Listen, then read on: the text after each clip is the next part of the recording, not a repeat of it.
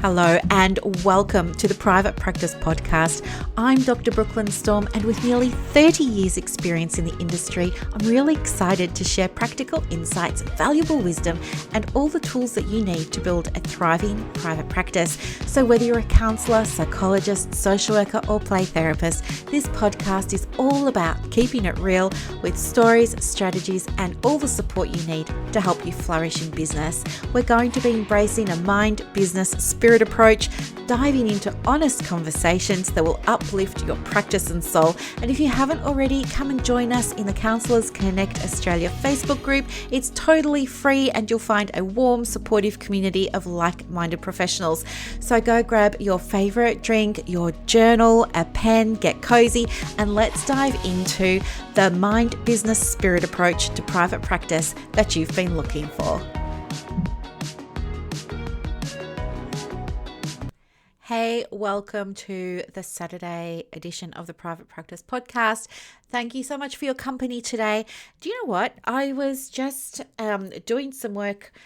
I started a new directory to support allied health practitioners to build their private practices for supervision. So it's called the Australian Directory of Allied Health Supervisors.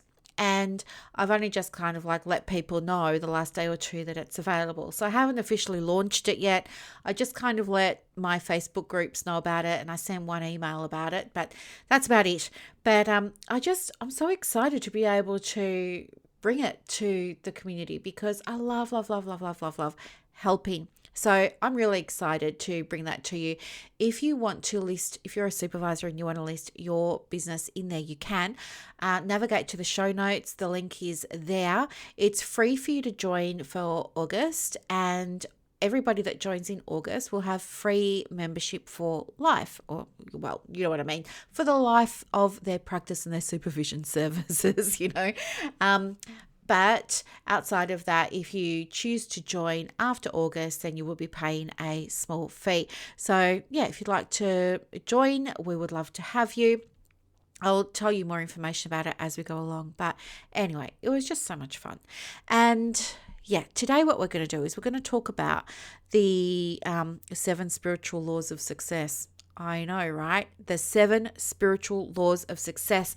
Why? Because I felt like it was about time we had, you know how I love how I say it's the mind, business, spirit of private practice. Yeah, I feel like we haven't done enough of the spirit. So today I want to lean into what that looks like. And I'm going to be referring to a book of the same name, which is The 7 Spiritual Laws of Success. And it's by Deepak Chopra, published through Bantam Press. And I'll just see what year it was published. If you can hear pages, that's me in the book here.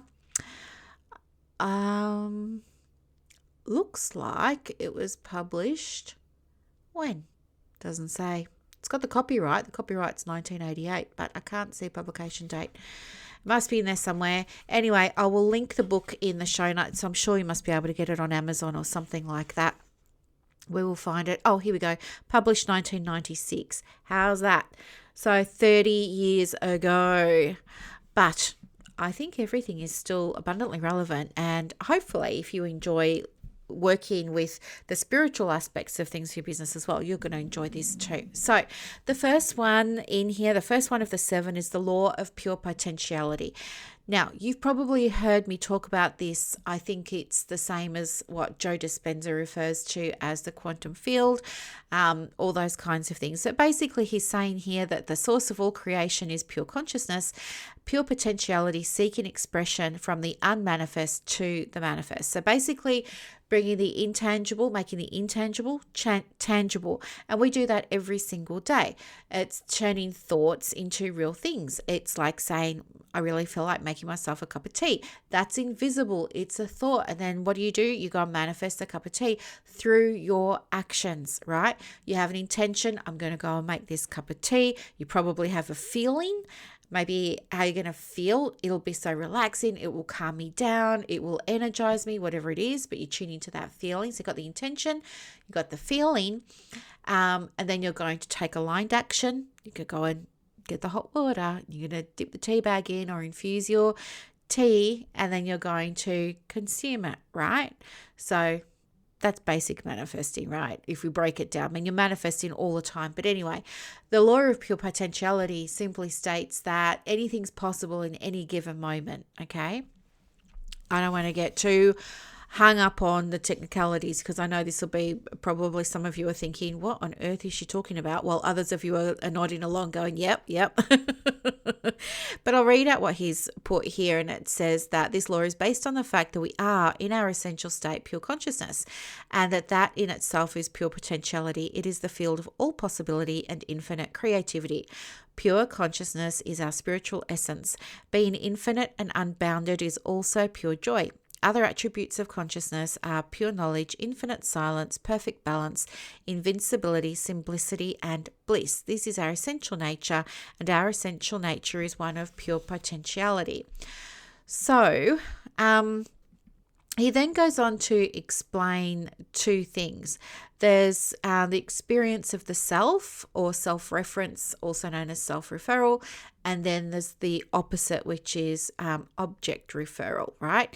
So the experience of the self, or self-referral, means that our internal reference point is our own spirit and not the objects of our experience.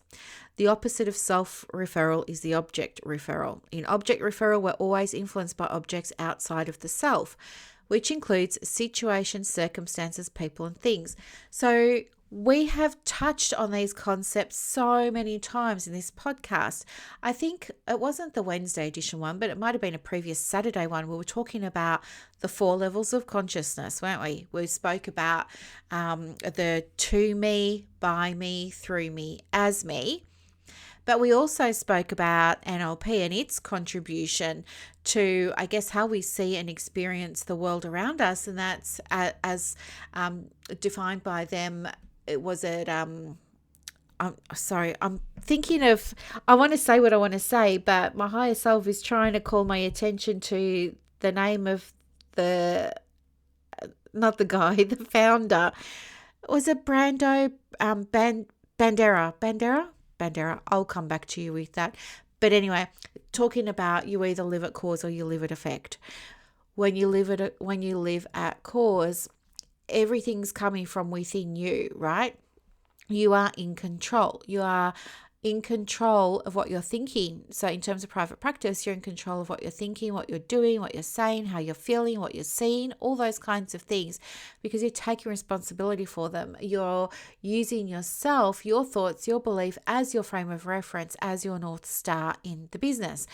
But when we've got object referral, we are kind of in victim mode, and this is where we're blaming everything, like, oh, I don't have any referrals because doctors don't refer to me because I'm not a Medicare, or oh, I don't have this because I'm in a small area and everybody knows everybody and I can't get a client. So things like that. Okay, in object referral, your internal reference point is the external stuff, but it's also important to think about ego, need for approval, need to control things, all those kinds of things. And they come from fear, right? So when we think about applying this principle, the principle of pure potentiality, to your private practice, we don't want to be running the business from fear. That means saying things like, oh, I'm not going to go and work with her as a supervisor because she's too expensive and I can't afford that. We're not going to be limiting ourselves. We're not going to say, oh, I'm not going to go and do that course, or I'm not going to invest in Facebook ads, or I'm not going to do whatever it is, right? You're not going to be doing that, because if you run your business from a place of fear, what do you think that's going to do to your business versus you put your business head on and you ask yourself, do I need it? If so, how do I make this happen? Right?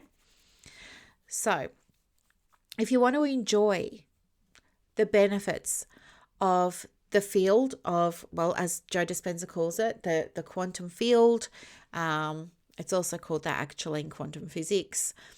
Deepak Chopra is referring to it as the field of pure potentiality. If you want to make full use of the creativity which is inherent there, then you need to find ways to access it.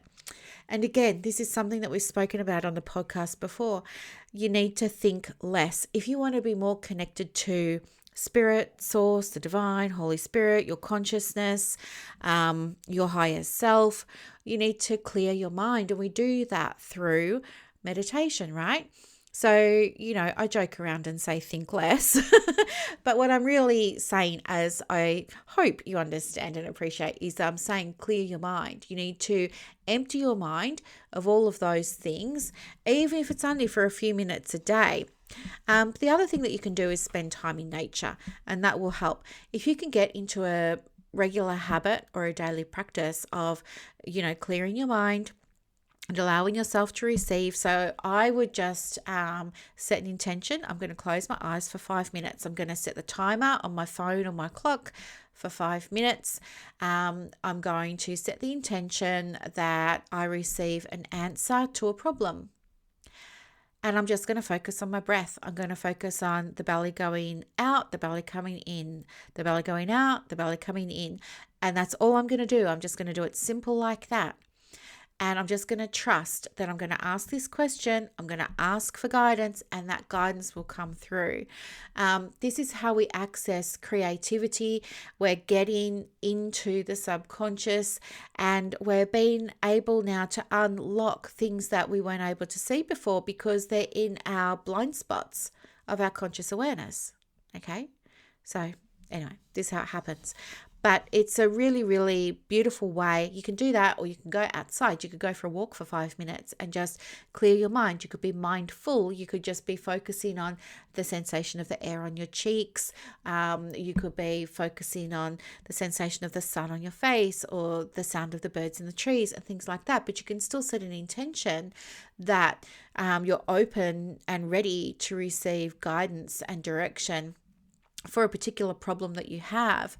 And you can call upon your subconscious mind to support you in giving you an answer to that, or to show you something, or to bring to your awareness something. Now, it could be a song that you hear, it could be a shape that you see, it could be an image, it could be a smell, anything. But what you're doing is you're telling part of your brain, called the reticular activating system, to go out and look for something that's going to give you the answer that you're looking for. And that's what we mean by bringing it into your awareness. And the science behind this, so much fun, isn't it? Okay, so I'm going to skip ahead now to the next one. The next one is the law of giving, okay? And I'm just going to quote from the book here. It says, the universe operates through dynamic exchange. Giving and receiving are different aspects of the flow of energy in the universe, and in our willingness to give that in which we seek, we keep the abundance of the universe circulating in our lives. Now, again, this is something that we've spoken about before in way earlier episodes of this podcast, which were more about manifesting than about business, I'll just say. So if you want to go and listen to them, you can. There's loads of information there on manifesting, but it's so true, this idea of giving not only to receive, but it's more like giving allows more to come in your direction if you're open to seeing it, and of course open to receiving it. Why? Well, I think when we give, that's like the highest form of abundance, isn't it? Like when you give, you're essentially letting the universe or source or whatever it is know that you're that confident and comfortable giving that you feel abundant. And so it's going to give you back more of what you feel. So if you're feeling so abundant that you can give, then you're going to get things back, okay? Everything happens in polarity, right? There's always a simultaneous shift happening. So while you're giving, at the same time, you're also receiving. It's very interesting to dive into this, and there are so many books about abundance being the highest form of receiving and gratitude and things like that. But basically, I've just boiled it down to, the Cliff Notes version of what it is. Nothing is static. Everything is moving all the time. If you put your lipstick under a microscope, you will see it is not a solid object at all, that it's actually a collection of articles and protons and atoms and neutrons and particles and all those kinds of things. And they're all spinning really, really, really, really, really, really fast, so fast your naked eye cannot see them. And it gives the impression that the lipstick is solid. Same with your chair, same with your phone, same with the book, all those kinds of things. Everything's moving all the time. And that's what flow is when we're talking about flow. And what we mean in private practice when we relate this to business is everything's changing in your business all the time. Even though you might see it, it is. There are always bits and pieces changing and moving within your business. Now, when it comes to starting or growing or marketing your private practice, this is a really important law to understand, because think about marketing, for example. So many therapists or allied health professionals market their practice by either doing very general posts, right? Or sharing other people's posts, or just doing stuff that isn't really helpful or valuable. However, the practices that do really, really well with their marketing and who fill their diaries really quickly and who have wait lists and who have high fees and who are remunerated well, those practices, they attract clients to them because they give first. They give first. So I spoke to you in the Wednesday episode about making sure that you're giving value. And value isn't how much is something worth in a dollar sense, right? Because that's subjective, isn't it? Like, for example, as you know, one of my very, very, very, very, very favorite oils, I'm just looking at it now, is by the coal miner's daughter, and it's called Anointing Oil, and it's for prosperity. And I love it because it's got gold in it, it's got gold leaf in it, it's got gold shimmer in it, it smells divine. I only wear it when I'm in launch, but I paid, I think, I don't know, $18 for this, but somebody else might look at it and they go, well, it's just oil. Like, why would you pay $18 for oil? I'd pay $1 for it. But then there'll be other people that might say, oh, I really love things like this. This is a very special oil and you can't get it anymore. They don't make it anymore. And yeah, I would give you $100 or whatever you've got left of this oil. Right? So I'm not talking about what it's worth in terms of dollars. I'm also not talking about value in the sense of what you think it's worth. Value is in the eye of the beholder. It's whatever the customer or the client thinks it's worth, right? So if you're writing something on your social media and you're not getting any inquiries, it's because you're not serving. You're not actually helping people. Your marketing is about helping. It's not saying, I've got appointments available now. It's not saying my fees are going up. It's not saying here's a box breathing strategy. Marketing is serving your community. How do you serve your community, right? Think about it. If you had a look back on your Instagram or your last emails or even your blog posts, are they really helping anybody? And if they are, amazing, keep going. If they're not really helping anybody, what do you need to do differently? Okay, this is about giving first and then clients come. Okay, so I have my own examples that I can share with you. I give stuff all the time. All the time.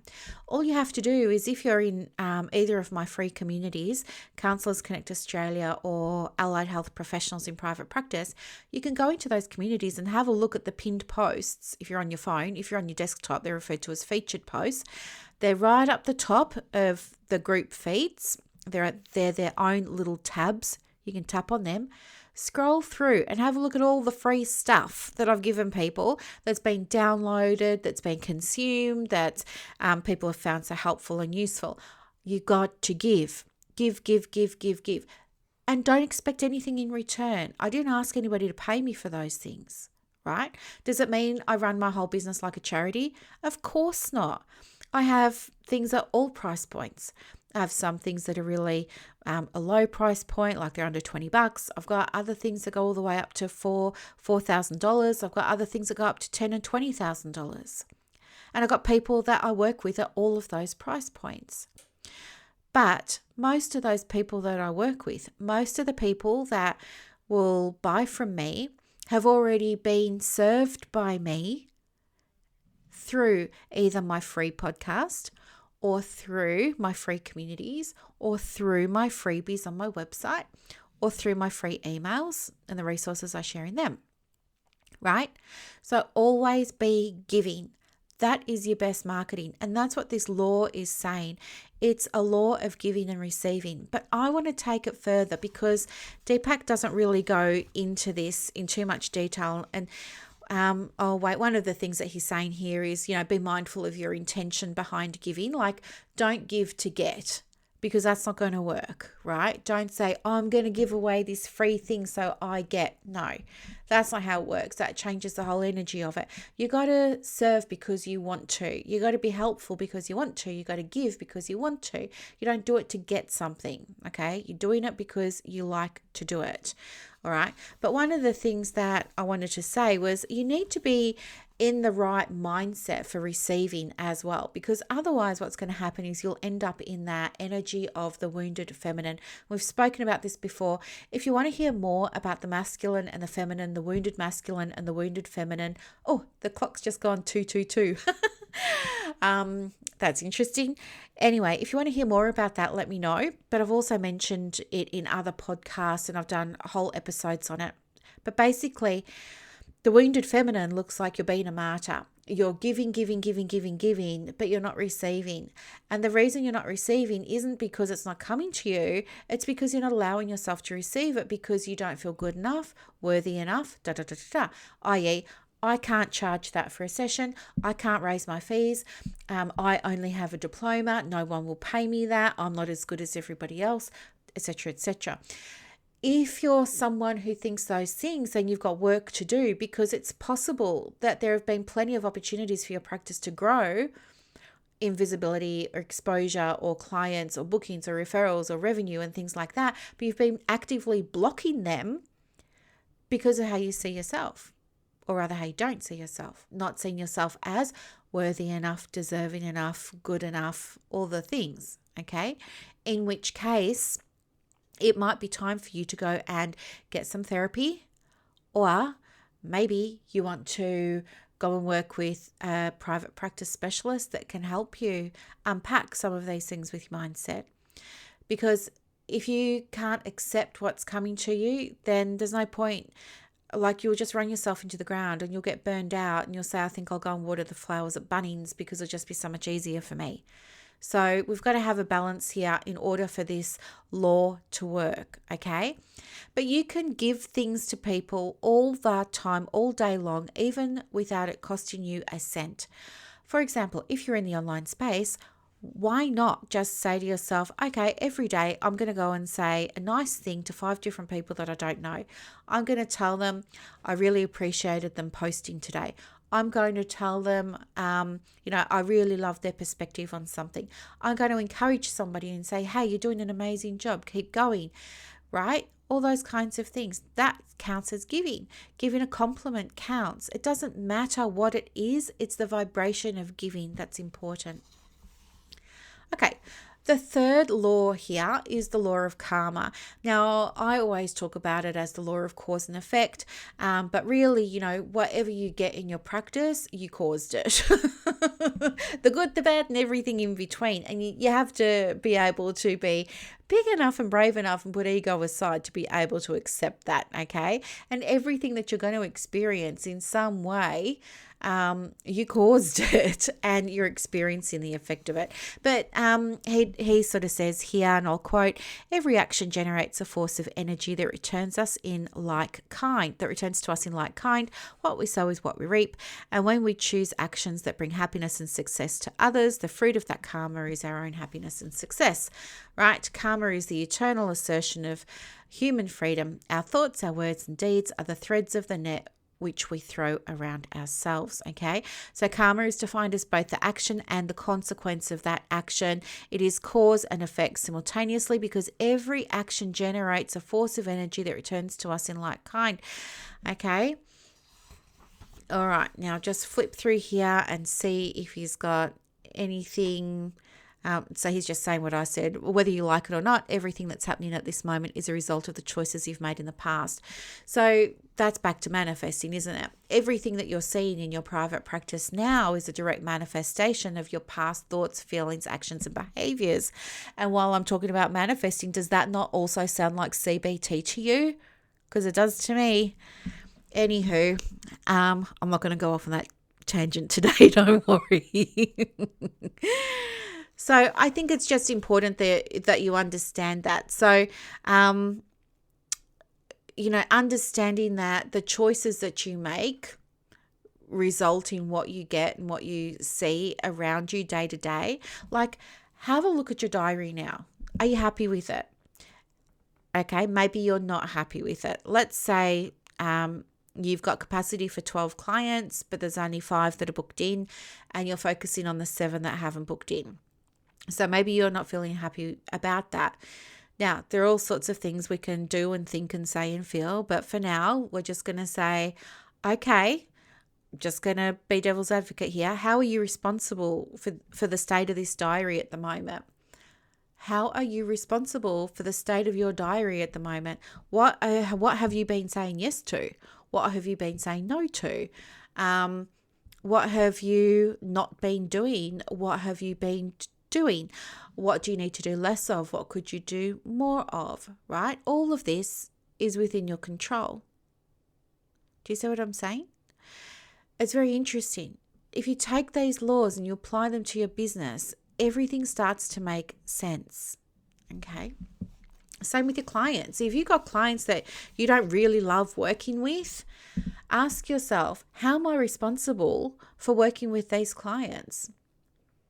And free write. I would get out a pen and paper and I would just free write. And I would free write until you can't write anymore.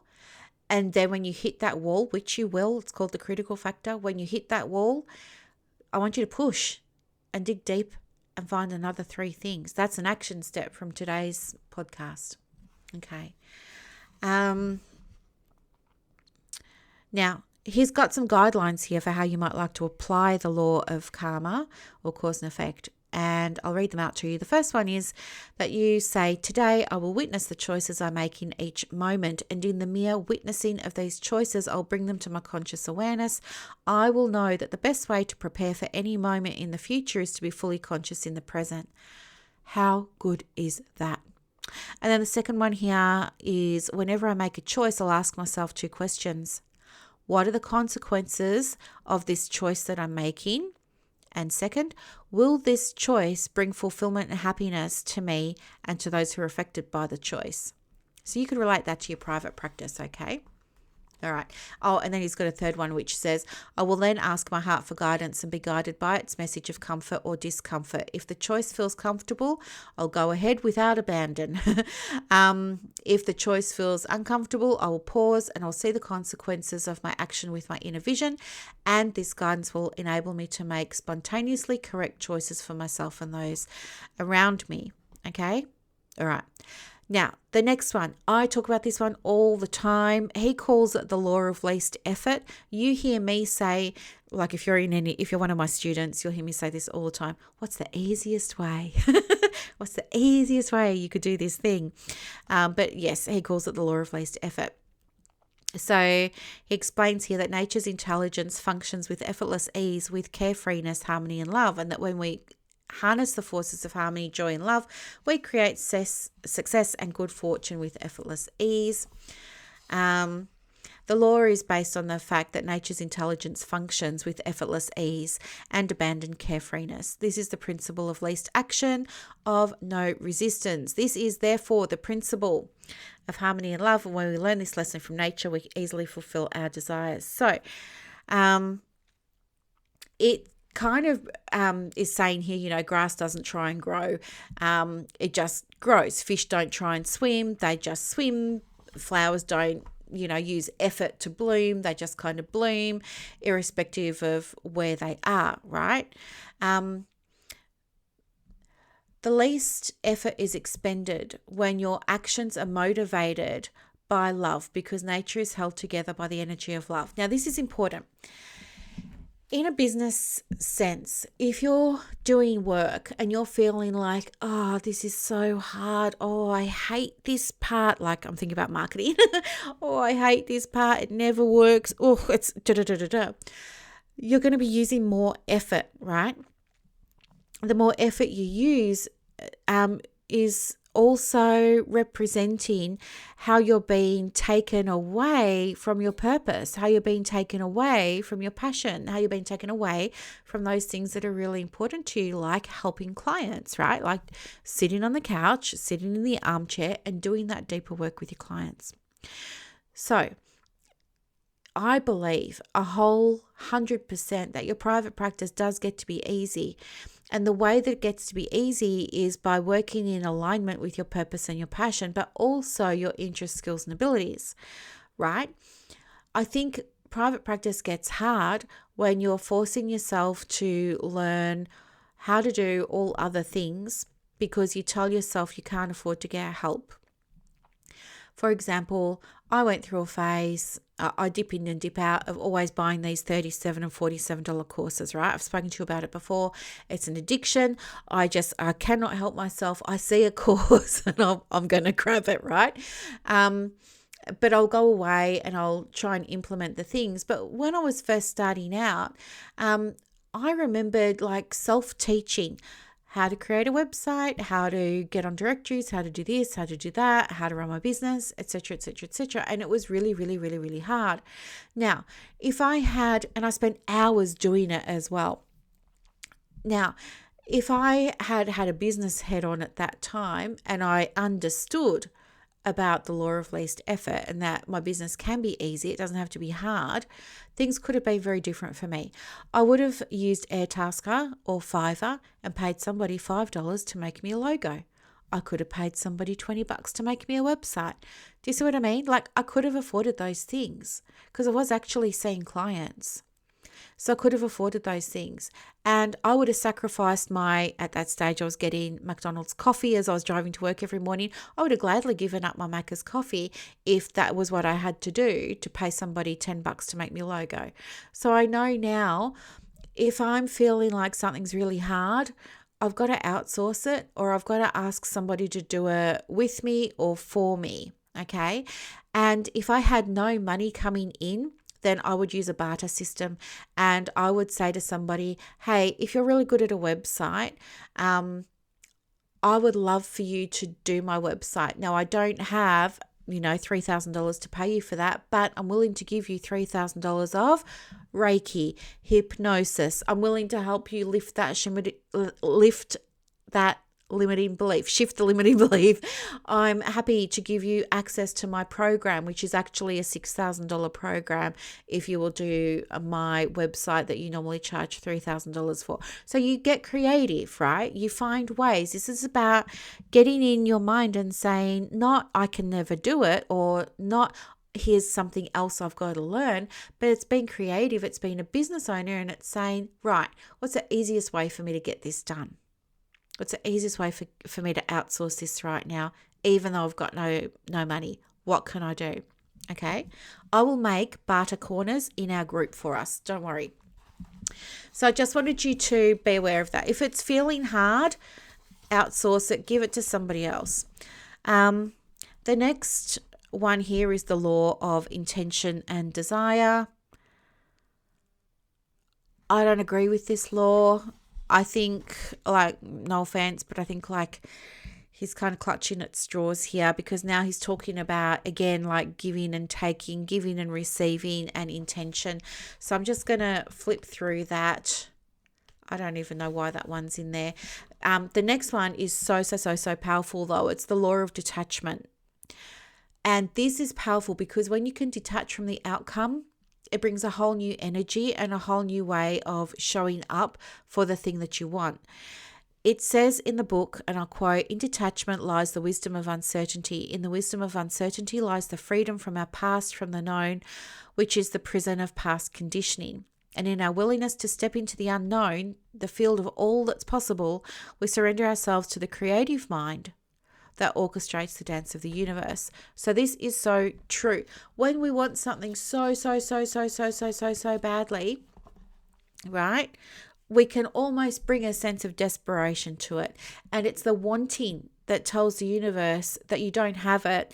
And what you're going to get is a vibration of not having it. So you'll get more of not having it. So if you're saying, I want more clients, I want more clients, I want more clients, or what can I do to get more clients? All I want is more clients. You're going to get nothing. You get lack of clients, right? You're going to get nothing. You're not going to get inquiries. If you get them, they won't be from the right people. They'll be from people who ghost you or don't pay you, or they're outside of your area of expertise. They're not in your niche, things like that. Not going to work. The law of detachment was one of the things that really, really, really, really, really helped me in my business, because it made me realize that in some ways a business is a manifestation or an extension of you, but in other ways, no, it's separate and it's got to be. When you give up your attachment to the result, you take back your power. You take back the control. It comes back to that internal state, okay? Attachment is based on fear, and we don't want you running your private practice from fear, okay? Everything that you're going to get, all the good things, the wealth, the abundance, the clients, they cannot come to you until you are grounded in who you are and how you help. You have to fully believe that you've got something that is helpful, that is really going to support somebody, right? Attachment too can come from like a poverty consciousness, and this is something that happened to me. And you've heard my story. I did grow up in poverty with my whole family, and yeah, it wasn't easy, but at the same time, like as an adult, yeah, it affected me, and I didn't even realize that it was affecting me until I did. But poverty consciousness looks like, not wanting to charge the right fee, like it's undercharging because you think you're not good enough and you think no one can pay and you think everybody is in poverty like you used to be, right? When the reality is, if you look at the Australian Bureau of Statistics, not that many people have ever lived in poverty compared to the rest of the population when you look at the definition of poverty, right? Detachment, on the other hand, is synonymous with something called wealth consciousness. Okay, it's being able to know that if you set an intention, if you take the right action and you show up, that's enough, and that everything will come. Okay, tying yourself to the computer for hours every day, pushing, efforting, that's not going to result in you getting more clients. What you're doing is you're manifesting or exhibiting a pattern of behavior that you believe you need to be engaging in. And where did that belief come from? Probably parents or society as you were growing up. Okay? So you have to be okay with things being uncertain. Like one of my coaches, James, he used to say to me, like, F the how for now. Like, don't worry about how you're going to do this, Brooklyn. F the how for now. Right? So sometimes it's about, getting clear on what it is you want, having a reason for it, an emotional reason for it, because that's what's going to be your North Star when you have hard days and difficult days and all those kinds of things, and being able to go from there. I hope this is making sense, but the law of detachment, as he's saying here, can accelerate the whole process of evolution, especially in your private practice, because you don't feel like you have to force yourself to do things and that you have to accept things that you know aren't right for you. Okay. So, and the last one is the law of Dharma, which is also the law of your purpose in life. When you're in your private practice, you want to do everything that you can to be working in congruence and in accordance with your purpose, because this is what's going to bring you joy. It's what's going to be super fulfilling for you. It's going to make you so happy. And when you're feeling so happy and fulfilled and rewarded and all those kinds of good things, then that's when you're going to do your best work. And guess what happens when you do your best work? You get paid. And when you get paid, you feel even better, and you go and you learn how to do your best work even better, and you reinvest money back into the business so your clients can have an even better experience, and the world just keeps turning, and it just feels so good. Okay, so be mindful of anything that you're doing in your private practice that feels like it's taking you away from that. Okay, and that was one of the things that I went through as well. That's why after a 20-odd year career as a psychologist, working with Medicare and work cover and TAC and all the things, it no longer felt like it was my purpose to be in that space. In fact, Medicare was taking me out of my purpose. It was taking me out of my purpose. It was taking me away from what I wanted to do. I really, truly wanted to help people.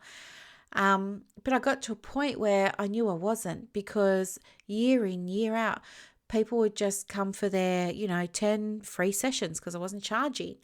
They'd just come for their 10 free sessions, and there would be some improvement made. But I mean, seriously, how many people get well in 10 sessions? Not many. I know there are always exceptions to the rule, but by and large, they don't. And then what happens is they don't value the service enough, usually. So what will happen is they then say, oh, no, I'm not going to pay for it. I'll just wait until January next year when I get my 10 sessions for free all over again. So it meant that my clients, to me, often in my own mind, were in a holding pattern. I don't want my clients in a holding pattern. That's not my purpose. My purpose is not to keep clients in holding patterns. And Medicare keeps them in holding pattern, in my opinion. I knew that I could help my clients in ways that were not under the approved ways of Medicare. Medicare have a very strict set of guidelines that you have to follow. Now, if you're a practitioner who wants to do something outside of those guidelines, you're not going to cope with Medicare. You're going to hate it, because it's not going to allow you to be who you are and do your purposeful work, right? Will you get more clients? Maybe. Who knows? Maybe you'll get some more clients. But the clients, by and large, are going to have anxiety and depression, and they're, by and large, you have to do CBT with them or something similar, something evidence-based. Now, I know so many of you use an eclectic approach. You like to see what each client needs and customize and personalize a therapy plan according to that person's needs. You can't do that with Medicare. You can't. If you go off on your own little thing and Medicare find out about it, you get done for fraud. And people do every day. So you can't do that. So when I became more aware of what my purpose was and how my purpose was to help people cope, feel better, resolve health concerns, think differently, have better lives, whatever that meant to that person, I knew that working in such a restrictive way was taking me away from my purpose, because I knew I could get clients' results a lot more quickly than how I was doing them under Medicare. And it would be using an eclectic approach, which I couldn't do under Medicare. So this awareness was enough, in part, that and some political things that happened in the world of psychology that are still continuing to happen today. But again, whole other podcast episode. That's when I knew I had to release my registration. I had to kiss it goodbye. And my colleagues told me, you are flipping mad. What are you doing? You spent 14 years at university for this. You went and got a PhD for this. What on earth are you going to do? And I said, I'm going to go and be a counsellor so that I can use the approaches I want to use. And they said, you're crazy. Who would want to be a counsellor? You've done all of this work. That's what they said to me. And I struggled. Honestly, I struggled.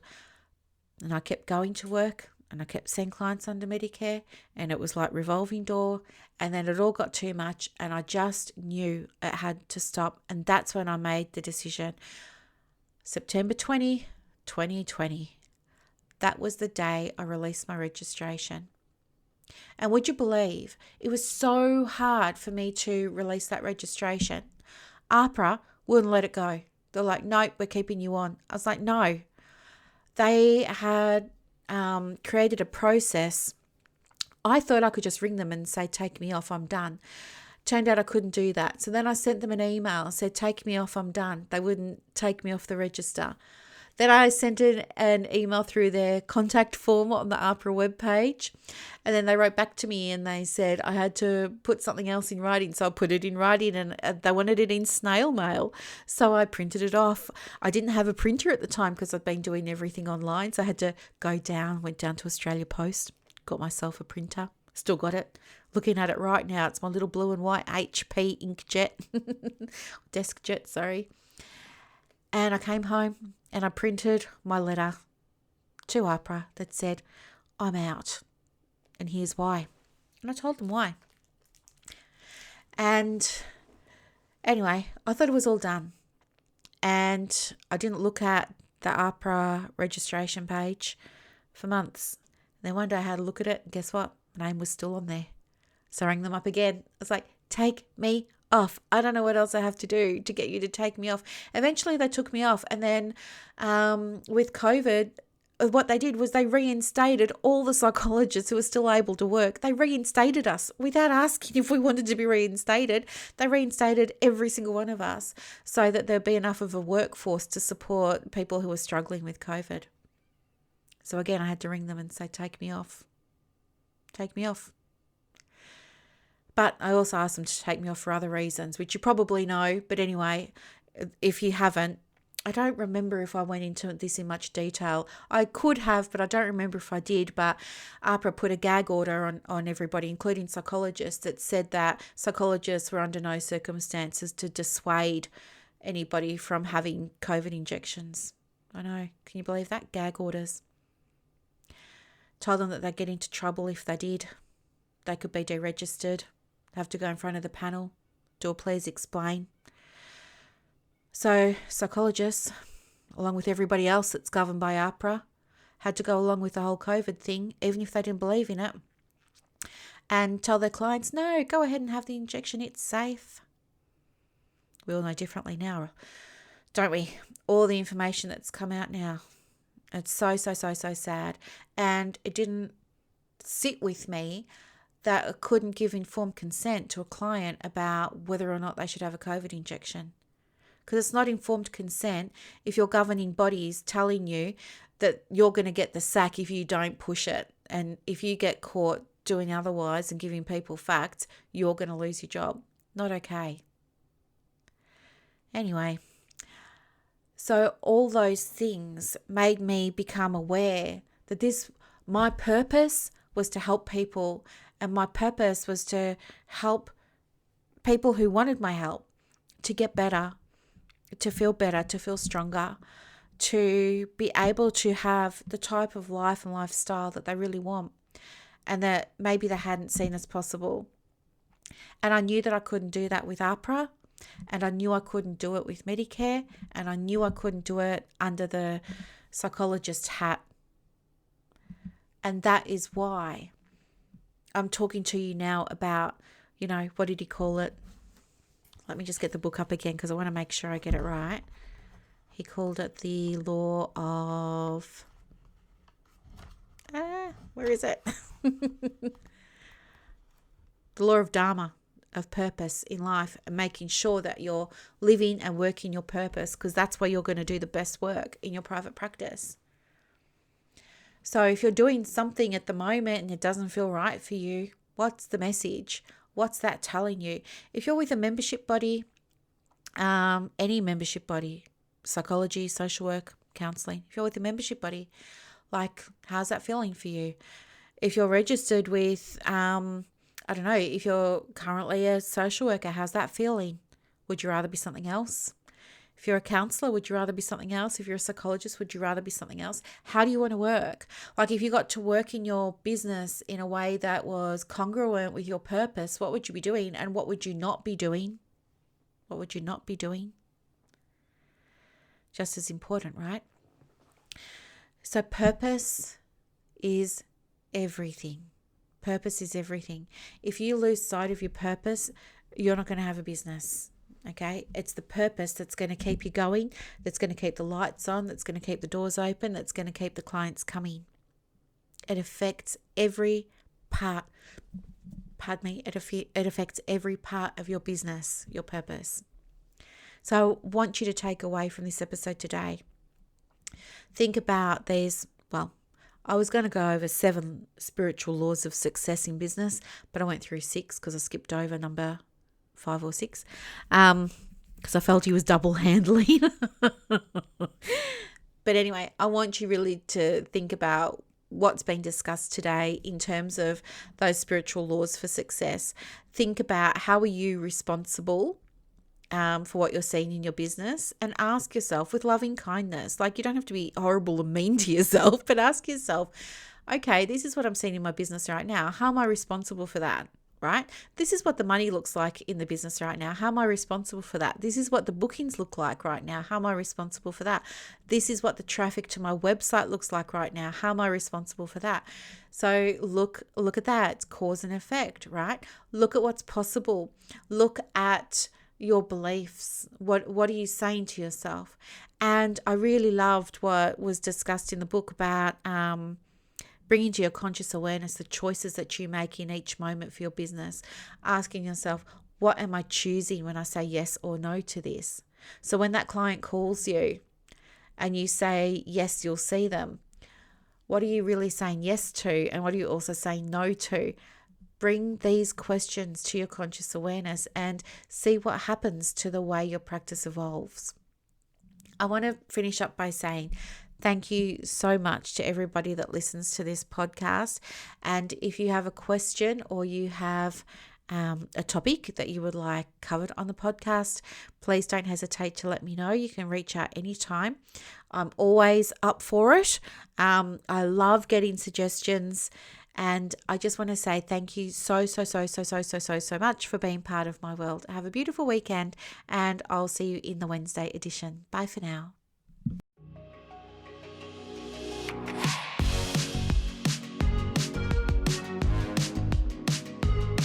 I really hope that you got so much enjoyment, value, and insights out of this episode today. And if you did, please feel free to go ahead and leave a review.